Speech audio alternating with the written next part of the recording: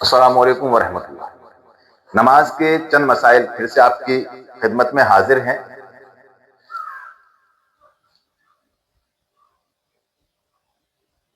پہلا مسئلہ یہ ہے کہ کپڑا پاک و صاف ہے مگر اسے پہن کر نماز پڑھنا جائز نہیں۔ اس کی کیا صورت ہے؟ مطلب کپڑا پاک و صاف ہے، شرعی حساب سے اس کپڑے میں ناپاکی نام کی کوئی چیز نہیں ہے، کپڑا پاک و صاف ہے، پھر بھی اس کپڑے کو پہن کر آپ نماز نہیں پڑھ سکتے۔ پہلا مسئلہ کیا ہے کہ کپڑا پاک و صاف ہے مگر اس کپڑے کو پہن کر نماز پڑھنا جائز ہے۔ دوسرا مسئلہ یہ ہے کہ کس طرح کھجانے سے نماز ٹوٹ جاتی ہے، کس طرح کھجانے سے نماز ٹوٹ جاتی ہے اور کس طرح کھجانے سے نماز نہیں ٹوٹتی ہے۔ تیسرا مسئلہ یہ ہے کہ کس صورت میں لقمہ دینے سے، ٹوکنے سے نماز ٹوٹ جاتی ہے، کس صورت میں امام کو غلطی بتائی تو نماز جاتی رہی، اور چوتھا مسئلہ یہ ہے کہ کس صورت میں الحمدللہ کہنے سے نماز ٹوٹ جاتی ہے، اور پانچواں مسئلہ یہ ہے کہ کس طرح سجدہ ادا کرنے سے نماز نہیں ہوتی۔ پانچواں مسئلہ کیا ہے؟ کس طرح سجدہ کرنے سے نماز نہیں ہوتی۔ اور چھٹا مسئلہ یہ ہے کہ کس طرح سجدہ کرنے سے نماز کا دوبارہ پڑھنا ضروری ہے۔ تو یہ 6 مسئلے آپ کے سامنے۔ پہلا مسئلہ یہ ہے کہ کپڑا پاک و صاف ہے مگر پھر بھی آپ اس کپڑے میں نماز نہیں پڑھ سکتے۔ وہ کون سا کپڑا ہے؟ تو وہ چوری کا کپڑا ہے۔ اگر آپ نے کپڑا چوری کر کے پہنا ہے یا پھر دھوبی کے آپ نے دھلنے دیا تھا اور آپ کا کپڑا بدل گیا تو وہ کپڑا پہن کر بھی آپ نماز نہیں پڑھ سکتے۔ جواب کیا ہے؟ چوری کا کپڑا یا بدلا ہوا کپڑا جس کے آپ مالک نہیں ہے، وہ پاک و صاف بھی ہے مگر آپ اس کو پہن کر نماز نہیں پڑھ سکتے۔ دوسرا مسئلہ یہ ہے کہ کس صورت میں کھجانے سے نماز ٹوٹ جاتی ہے اور کس صورت میں نماز میں کھجانے سے نماز نہیں ٹوٹتی ہے۔ تو ایک ہی رکن کے اندر، یعنی آدمی قیام میں ہے یا سجدے میں ہے یا رکوع میں ہے، تو یہ الگ الگ رکن ہیں، تو ایک ہی رکن میں انسان نے 3 بار کھجایا، یعنی ایک بار کھجلایا، ہاتھ ہٹا لیا، دوبارہ کھجلایا، پھر ہاتھ ہٹا لیا، دوبارہ کھجلایا، پھر ہاتھ ہٹا لیا، تو یہ 3 بار کھجلانا ہو گیا۔ کسی بندے نے اگر ایک ہی بار ہاتھ رکھ کے اور کئی بار انگلی چلائی، کئی بار کھجلایا، تو وہ ایک بار کھجلانا کہا جائے گا۔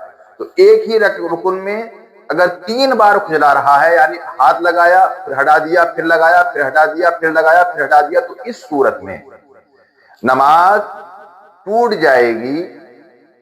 اور ایک بار ہاتھ رکھا تھا اور کئی بار کھجایا تو وہ ایک ہی بار کھجانا مانا جائے گا، یا پھر وہ رکوع میں اس نے ایک بار کھجایا، قیام میں ایک بار کھجلایا، اور اس کے بعد میں سجدے میں گیا پھر کھجلایا، تشہد میں بیٹھا پھر کھجلایا، تو یہ نماز کے اندر 3 بار کھجلانا نہیں کہلایا جائے گا، بلکہ 3 بار نماز میں ایک ہی رکن کے اندر اگر کھجلایا تو نماز ٹوٹ جائے گی، اور الگ الگ رکن میں کھجلایا تو نماز نہیں ٹوٹے گی۔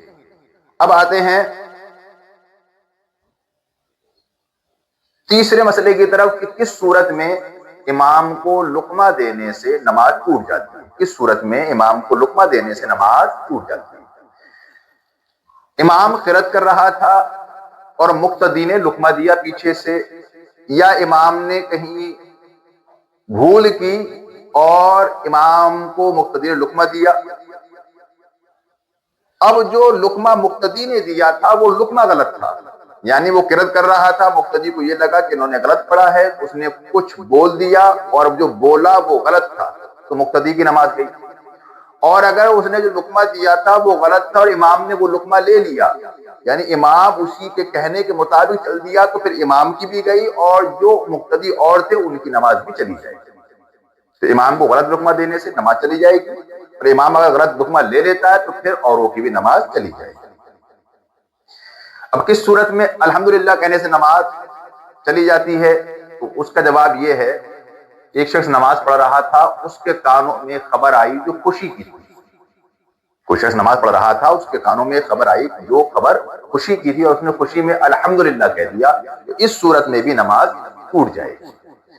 اور اس کے بعد ایک مسئلہ یہ تھا کہ کس طرح سجدہ ادا کرنے سے نماز نہیں ہوتی ہے، ہوتی نہیں۔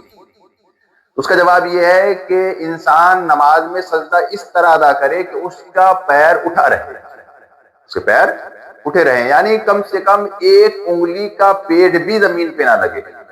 اس صورت میں سجدہ ادا کرنے سے نماز ہوتی نہیں، کیونکہ کم سے کم ایک انگلی کا پیٹ زمین پہ لگنا یہ فرض ہے۔ تو اس طرح سجدہ ادا کرنا کہ پاؤں اٹھے رہے نماز ہوتی ہی نہیں۔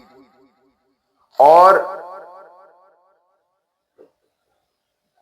نماز میں سجدہ اس طریقے سے ادا کرنا کہ پاؤں کی انگلی کا ایک پیٹ لگے تو نماز کا دوبارہ پڑھنا ضروری ہو جاتا ہے، کیونکہ نماز کے اندر سجدے میں 3 انگلیوں کے پیٹ کا لگنا واجب ہے۔ اگر ایک انگلی کا پیٹ لگے گا یا تینوں کے پورے لگیں گے تو پھر نماز کو دوبارہ پڑھنا ضروری ہے۔